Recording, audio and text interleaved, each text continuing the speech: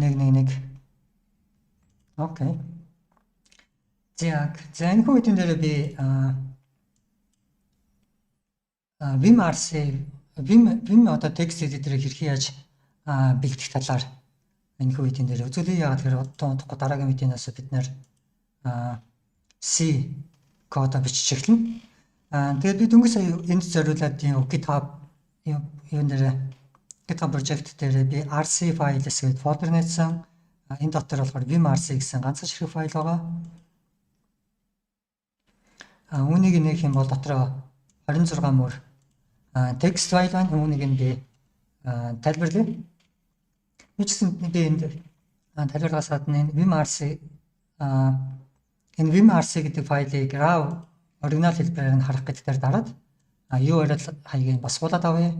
Энэ маань надад эдгээрийг гараараа бичээд байхаас гараараа бичих шаардлага. Тэрнээс хамгаалах болно. Цаг хэмнэх болно. За тэгэхээр би одоо дахиад home folder руу оръё.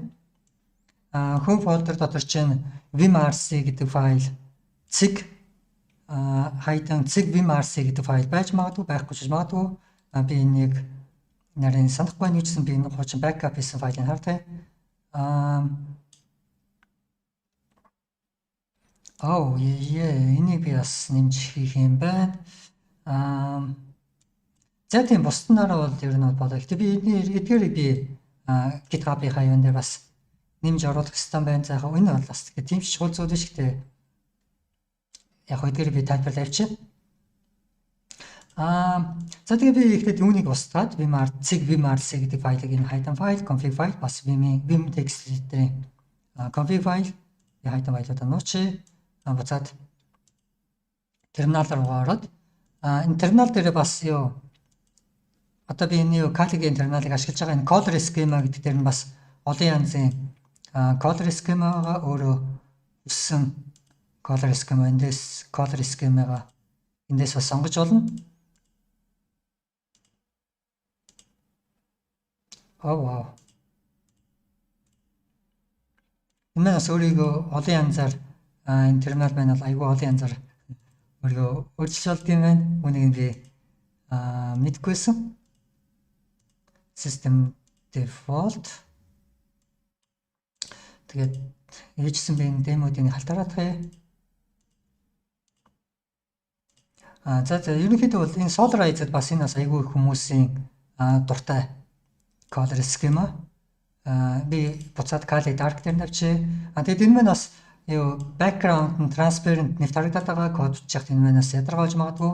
Хэрэг үүнийг хүсэхгүй байгаа бол энэ transparency гэдэг нь 0 болгочих болно. Тэгэх юм бол энэ transparent нь байхгүй бол чинь background-аас image оруулж болдог. Гэхдээ үүнийг би зөвлөхгүй энэ маань тэнч сайн зүйл бол биш код бичих гарталт нь image харагдаад байна гэдэг чинь.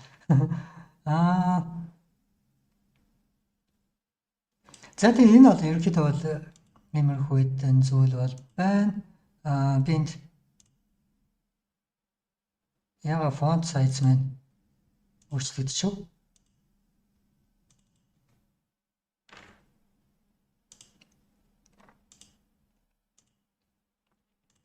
Окей. За энийг би дахиад жоохон томсгоч.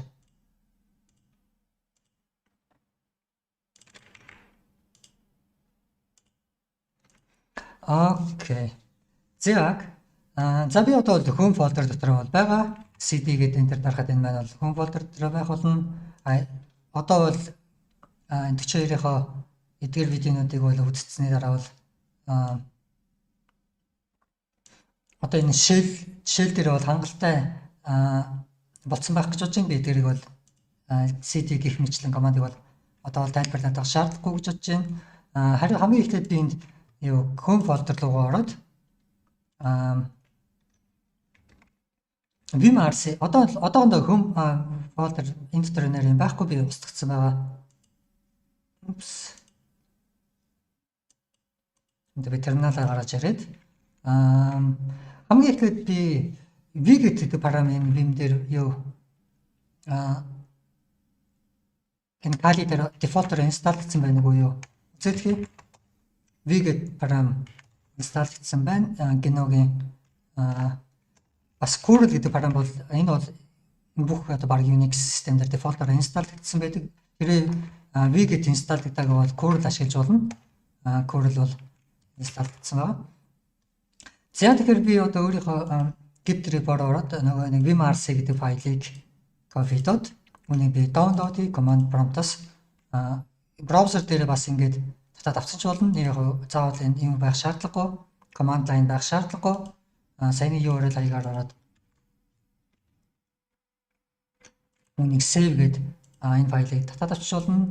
Гэхдээ би curl big O -o энэ маань би яг юу гэсэн үг санахгүй байна.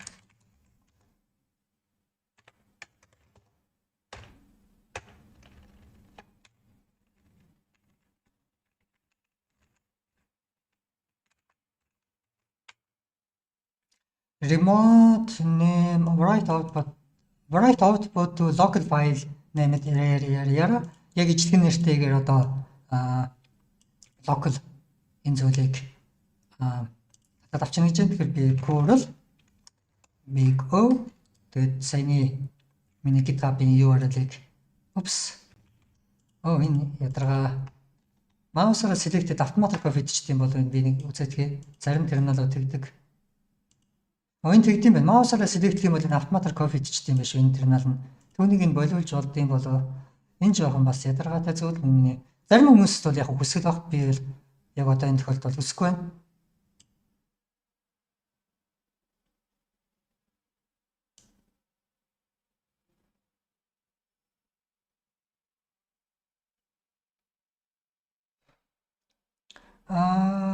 Би яг тэр зүйлийг бол эндээс бол олж харахгүй байна. Behavior гэдэг дээр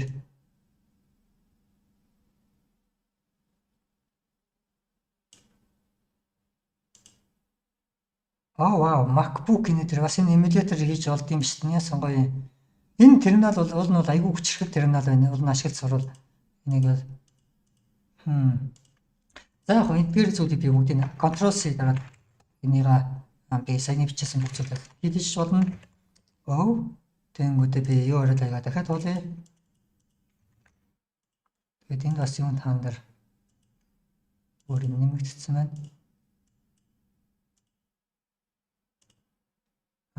Энэ таапт нэмээд. За тэгэхээр би саяны URL copy paste. Одоо энэ URL-ыг энэ зааж өгч энэ command line URL гэсэн үг ерөнхийдөө бол тэгээд энэ GitHub-аас миний vimrc гэдэг файлыг download хийе. Одоо би LS-ийг харах юм бол миний home folder дээр vimrc гэдэг файл үүссэн байгаа. Үүнийг би нэгэд харуулъя. За үүний нэгэнгүүд хамгийн ихний мөр нь юу хэлж байгаа нэхэр би syntax on гэж. Энэ маань highlight өнгөөр highlight хийж харуулна гэсэн үг. Би энд дахиад main 6 бодлогоо би нэг код харуулъя. Int main тэнгүүдээ би одоо энэ vim дээр s гэдэг дараад одоо би normal mode дээр байна. Тэнгүүд би 2 цэгээ дарангууд door command mode руу орж ийн. Command mode руу ороод set биш ээ. Syntax of инким бол ямар ч өнгөөр ялгахгүй энэ хар цагаан бүх текст хар цагаан болж байгаа. Бид нэр код бичих өнгөөр ялгаж харахыг хүсэж байгаа. Syntax on гэдэг нь болохоор highlight энэ syntax-ыг enable хийх болно. За би тэгээд энэ эхний хоёр мөр нь болохоор тэр syntax-ыг enable хийж байгаа тэр зүйлийг хийж байгаа. Дараагийн мөр нь юу гэж би зүйлийг дээр нь би бас comment бичсэн. Энэ болохоор vim script гэдэг файл. Энэ болохоор бид нар өмнө shell script бичсэнтэй адилхан. Энэ маань болохоор vim script, vim гэдэг text editor маань өөрийнхөө script-ийн хэлтэй. Тэгээд энэ болохоор vim script гэдэг хэл дээр болохоор бид нар comment бичихтэй. Мөрний ихэнд энэ double quotation marker хэлсэн байх юм бол тэр мөр маань comment гэсэн үг. За тэгсэн дараа би буцаад эдитэлжсэн код руу орё. Би ямар нэг код хийж байгаа юм руу орё. Дахиад би normal mode-наас escape гарч аваад command mode руу орлоо. Set number тэнгүүд мөрнийх нь одоо мөрнийхэн дугаарууд нь уртдаа гарч иж байгаа. Энэ бол жоохон хэрэгтэй зүйл. Дараа нь болохоор би no new line end of the file гэсэн байна.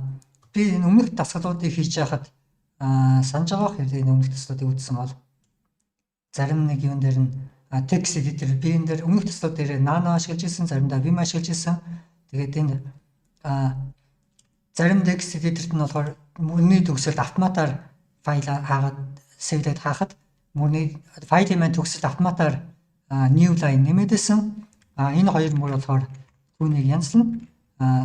No end of line. Ягаад гэвэл энэ маань бас чухал бидний бичсэн кодыг Norminate гэдэг параметр шалгуулна. Norminate гэдэг нь бичигдлийн стандартыг шалгуулна. Яг үүний дараа ийм бичих ёстой яг бидний бичиж байгаа зүйлийг энэ ямар ч хамаагүй энэ space ямар хамаатай ингэж бодож магадгүй 42 сургууль дээр бол тийм биш. Бүсэг тэмдэгт болгоныг нь шалган тэр байтугай бүр variable-ийн нэрнүүдийг нь хүртэл шалгаж ирсэн. Би variable-ийн нэр length гэдэг өгсөн чинь тэр 42-ийг очоод сурч ирсэн. Энэ length гэдэг variable болохгүй байна. Len гэж бичсэн товчлоод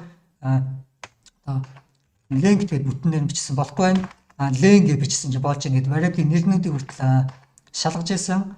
Тийм учраас энэ маш чухал файлын тэр Norminate гэдэг параметраас файлын төгсгөлд шинэ мөр байхгүй гэнэ тэргээд тэр зүйлсийг шалгана. Тэгэхээр энэ хоёр мөр маань болохоор тэр зүйлийг хийж байгаа. За дараа нь болохоор энэ tab товчлууртай холбоотой тохиргоонууд. Tab маань болохоор 42 сургуулийн стандартаар бол tab товчлуур нь tab give байх ёстой. Тэгээд tab нь болохоор 4 space-ээр тохируулсан байх ёстой.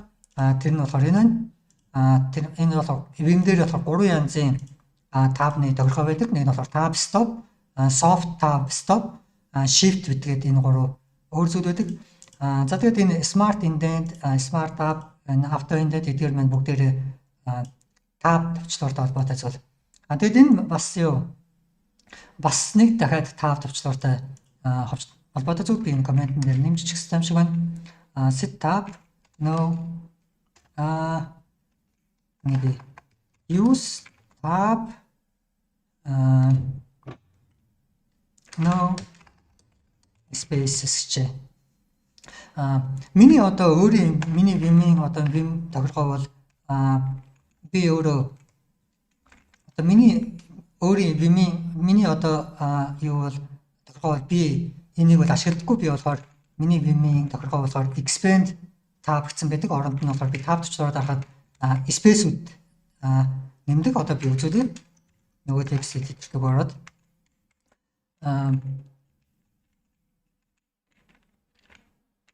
за одоо би энд болохоор эхлээд би энд бас нэг tab товчлуурыг үзүүлэхээс өмнө нэг зүйлийг бас хэлэх хэрэгтэй юм шиг байна. Тэгэхгүй бол харагдахгүй товчлуур гэж байгаа. Энэ дараагийн миний сүүлийн хоёр мөр нь болохоор invisible character-ууд гэж байгаа. Нүдэнд харагдахгүй товчлуурууд тэмдэгтүүд. Тэдгээрийг би харагддаг болоо гэд энэ set list cars гэдэг тэнцүү. Tab товчлуур нь бол tab key болохоор энэ гурвалжин Unicode-ийн энэ гурвалжин тэмдэгт зал харагдана. Тэгээд таслал тавиад би new line end of line гэсэн үг EOL гэдэг нь болохоор мөрийн төгсгөлд би enter дарсан бол enter гэдэг маань бас яг үнэ хэрэгтэй файл дотор маань 1 байт хэмжээтэй харагддаггүй товчлуур, харагддаггүй байт, нэг үсэг тэмдэгт. Тэнгүүд тэр харагддаггүй товчлуурын оронд болохоор би оронд нь энэ enter дараагийн мөр рүү орж байгаа гэдгийг илэрхийлж байгаа хоёр Unicode ашигласан байна. Энэ болохоор tab нь болохоор гурвалжин тэмдэг, энэ хоёрыг харуулна. Тэгээд дараа нь болохоор set list гэдэг команд маань болохоор харагдахгүй товчлууруудыг харагддаг болгоно гэсэн үг. За тэнгүүд би буцаад нөгөө text өгөөрэй. Би дахиад command mode дээр set list энэ кем бол одоо харагдахгүй товчлуурууд харагдана. Гэхдээ энэ дээр болохоор tab дарангууд tab товчлуур маань болохоор control энэ гурвалжин ийм хачин зүйл харагдана. Энэ дээр бол код бичихэд бол маш хэцүү. Тийм учраас би энийг янзалж байна. Би саяны үнийг янзсан. Одоо энд болохоор мөрийн төгсүүд нь баахан доллар тэмдэгтэй дээр харагдаад байна. Энэ болохоор default default behavior. За тэнгүүд би эдгээрийг бүгдээр нэг мөрийг бүхэлд нь copy дод. Oh. Okay. цаад нөгөө текст эдитер рүү ороод одоо би сайн мөрөө copy paste чинь энэ биш шүү дээ. Сая түрүүний copy-дсэн copy дагдаг баг та. За би арай өөрөөр copy дээ. Энэ маань юу автоматар copy-ч болно. Энэ терминалны paste enter. За тэгэнгүүт одоо энэ болохоор tab товчлуур нь одоо энэ харагдаж байна. Тэгэнгүүтээ enter товчлуурууд нь болохоор тэр одоо ялгарч харагдаж байна. Enter дарсан нь болохоор тэр tab маань яг одоо энэ default-оор Vim-ийн default тохиргооноор tab stop гэж арах юм бол tab stop маань default-оор 8 байгаа. Tab товчлуур дарахад 8 space авна гэсэн үг. Одоо би tab stop-ыг нь 2 гэх юм бол богинуулчин tab stop-ыг нь 6 гэх юм бол ийм болно. Тэгээд tab stop-ыг 4 гэх юм бол ийм болно гэсэн үг. 42 сургуулийн маань стандарт нь болохоор tab stop нь 4 байх ёстой. Tab-а дарахад бас tab хийгдэх ёстой гэж байгаа. Заавал tab байх ёстой. За тэгэнгүүт би нэг зүйлийг үзүүлээ. Энэ expand tab гэсэн байгаа. Үнийг би өөрчлөлтийг болохыг харъя. Set expand tab. Одоо би tab төвчлөөр дарах юм бол юу болохыг үзье. Insert mode руу ороод tab. Энэ маань болохоор 4 ширхэг space render. Тэгээс 4 ширхэг space тэмдэгтэй байгаа. Энэ маань 4 байт хэмжээтэй файл хадгалагддаг. Энэ файлын хэмжээг нь уртлаас шалгана. Эдгээрийг байт-байтаар нэмээд энэс шалгана. Тийм учраас энэ маань 4 байт хэмжээд хадгалагдана. Харин tab төвчлөөр маань 1 байт. Tab гэх маань 1 байт, enter маань бас 1 байт.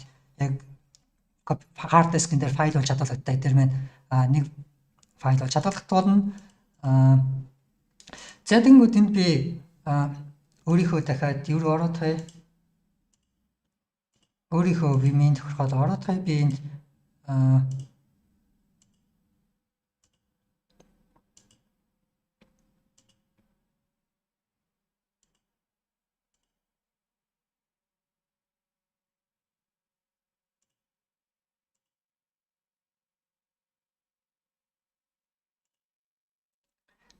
энэ нэг газар болохоор tab-а дараад space-үүд минийх дээр бас space-үүд нь харагддаг. Энд гэхдээ би түүнийг байхгүй болгосон байна. Би түүнийг хайгаад хай.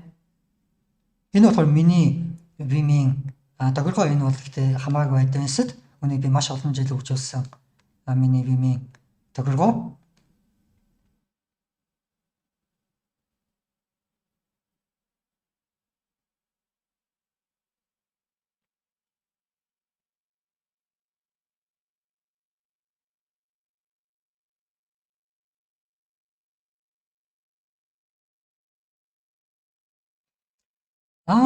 Түүний би эндээс бол хайгаа олдгүй. Уул нь бол миний Vim дээр бол цэгнүүд харагдтыг.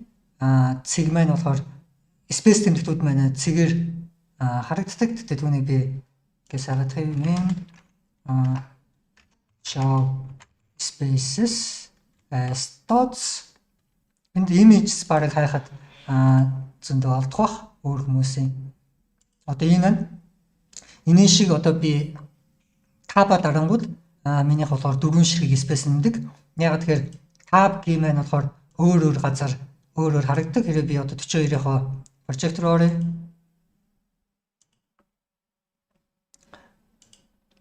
Тэгээ би зарим нэг кодноос нь жишээ болгоо үзүүлье.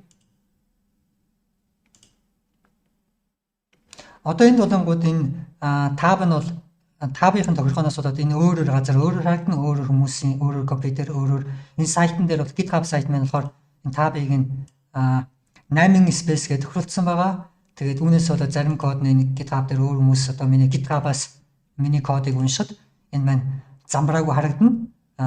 Ингээд яг миний бичсэн шиг одоо текст дээр яг миний бичсэн шиг харагдахгүй. Нөгөө хүмүүс дээр өөр муухай харагдана гэсэн үг. Ийм шалтгаанаас болоод би болохоор хизээч tab бол ашигладаггүй. Оронд нь надад space ашигладаг болсон. Ер нь бол дэлхийд даяараа туршлагатай девелоперууд бүгдээрээ tab-ийнхаа оронд space ашигладаг.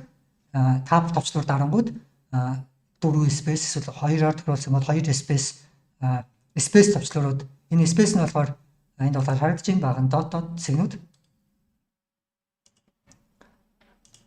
Одоо энэ бол яг space төвчлөрүүд бол харагдаж байна. Гэхдээ ингэж бичих юм бол кодууд чинь фейлдсэн болно. Тэгээд шалгалтанд алдаа 50% өрөхгүй бол тэгээд хасагдана. Тийм учраас энэ Vim-ийн tab товчлууруудын тохиргоо нь бол маш чухал. Энд болохоор одоо би space болгох чангууд энд болохоор баахан space болсон байна. Тэнгүүд би set no expand tab энд болохоор би тэрнийг харагдахгүй байна. Дааж. Одоо би энэ дээр болохоор таба дарангууд энэ tab гээ энд болохоор дөрвөн ширхэг tab гээ одоо харагдаж байна. Хитэн tab гээ байгаа нь харагдана. Энэ бол маш чухал. Эдгээр нь зэг буцаад энэ no expand tab гэдэг маань болохоор үүнийг хийж байгаа. Тэгээд list энэ хоёрыг бол би тайлбарласан. Тэгээд энэ бол ерөнхийдөө бол ингээд Vim-ийн тохиргоо бол болцсон байна. Энэ дээр би дахиад хоёр зүйлийг нэмэхээ мартсан байна. Энэ болохоор миний хуучин Vim-ийн тохиргоо хараад байна гэдгийг.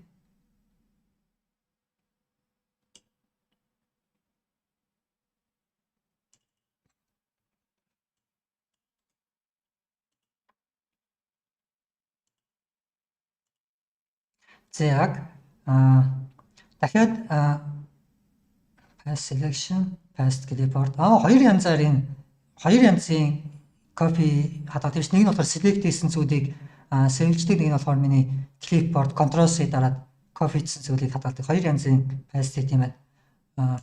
Окей, би pass.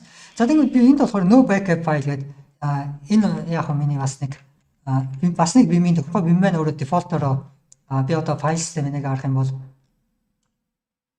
би ямар нэгэн би C файл нээсэн бэ, C файлыг төр зүр нээсэн байсан. Тэнгүүд баахан swap файл гэдэг swap файл гэдэг Vim маань бол давхар дефолтороо Vim-ийг тэнгүүд файл бол нээсэн файл болгоныг маань дефолтороо ийм swap файл үүсгдэг. Одоо энд болохоор ZSH RC swap файл гэх мэтлэн энэ маань болохоор ингээд миний компьютер дээр одоо би Vim RC гэдэг зүйлийг нээсэн байгаа тохиолдолд энэ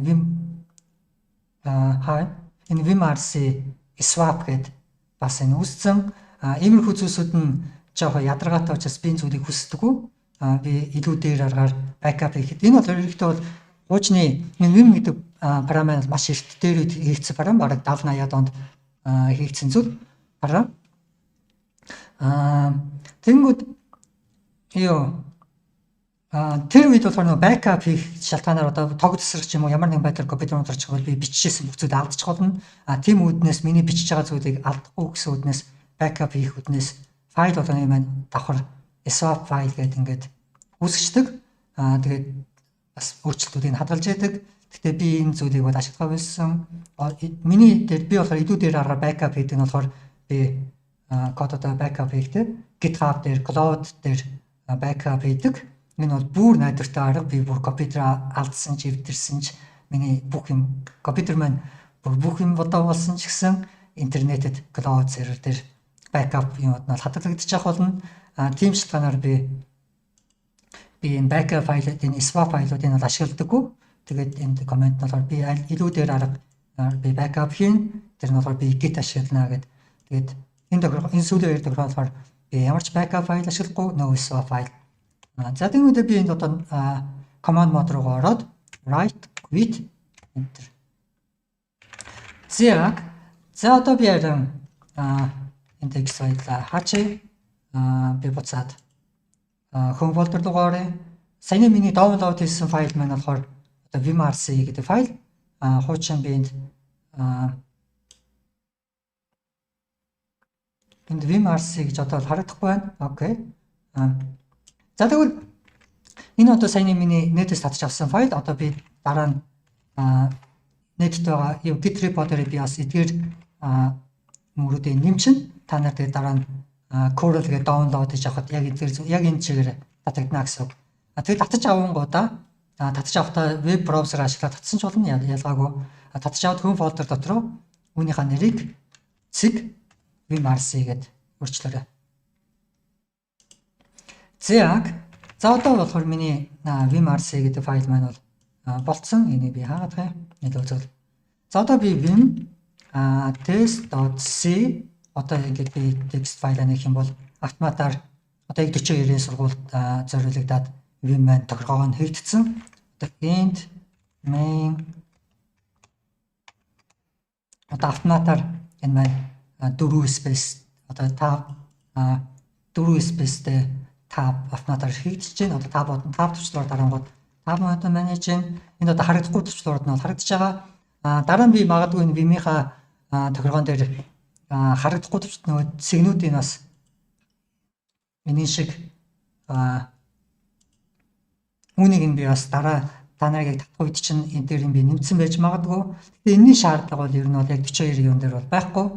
Сигнүүд энэ зүйл бол 42 маань болохоор жоохон өөрсдөө нь дүрмтэй хачин дүрмтэй тэгээд тэр хачин дүрмээс их бодлого байгаа гэж бодож байна. Яг хүмүүс энэ хуулж гин үү?